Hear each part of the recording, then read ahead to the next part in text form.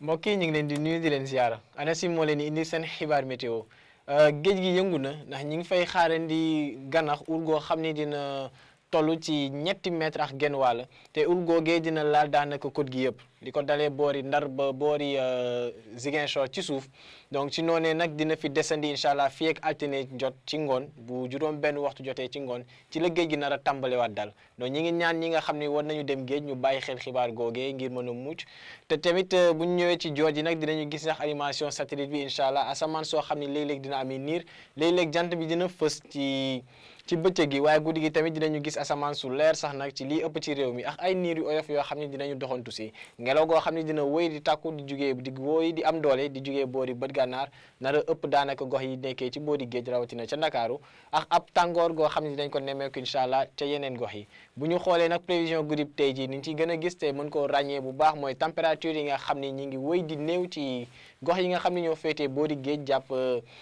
diggante Ndar jàpp Mbuur ci noonee nag dinañu gis ni température yi gën a néew dinañ ko nemmeeku incha allah ca boori Louga ak fukki degré ak juróom benn yi ñu fay xaarandi waaye dinañu am fukki degré ak juróom ñett ca diggante Ndakaaru jàpp Thiès ba sax ca bët gànnaar ca Ndar boori Mbuur moom température fukki degré ak juróom ñeent incha allah lañ fay xaarandi ci guddi gi muy ay température yu néew lool sax nag bu ñu xoolee ci digg réew mi température dinañu toll ci ñaari fukki degré jàpp ñaari fukki degré ak ñaar ba ñaari fukki degré ak ñeent comme ni ñu koy gisee incha allah ca boori Kaffrine waaye ca penk réew mi nag foofee la température yi gën a kawe nar a nekkee ab tàngoor sax nag lañ fa nar a nemmeeku ci guddi gi ak ay température yoo xam ne dinañu dikkee ci ñaari fukki degré ak juróom ñaar dem ba ñaari fukki degré ak juróom ñett mooy température yi gën a kawe ñu nar kaa am incha allah ca boori Tambacounda jàpp sax ba boori Kédougou ci noonee nag buñ demee ba ëllëg incha allah boori penk foofee température yi dinañu wéy di kawe muy ab tàngoor goo xam ne dina fa desandi donc dina tàng ci guddi gi waaye tamit ca bëccëg ak ay température yoo xam ne dinañu toll ci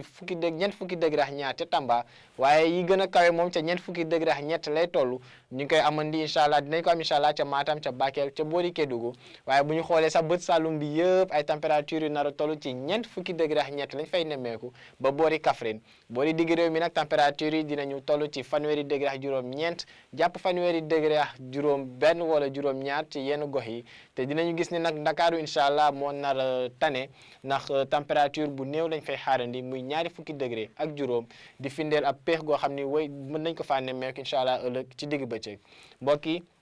ma dellu si di leen fàttali ngelaw wala gànnax goo xam ne ñu ngi koy xaarandi incha allah biir géej tàmbali na tey jii nii sax gànnax goo xam ne dina weesu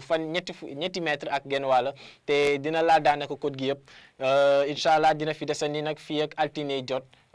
fii ak altine di jeex ci ngoon si incha allah bu juróom benn waxtu jotee ci la géej gi nar a tàmbalewaat dal donc ci noonee nag incha allah guddi gi dinañu nemmeeku ab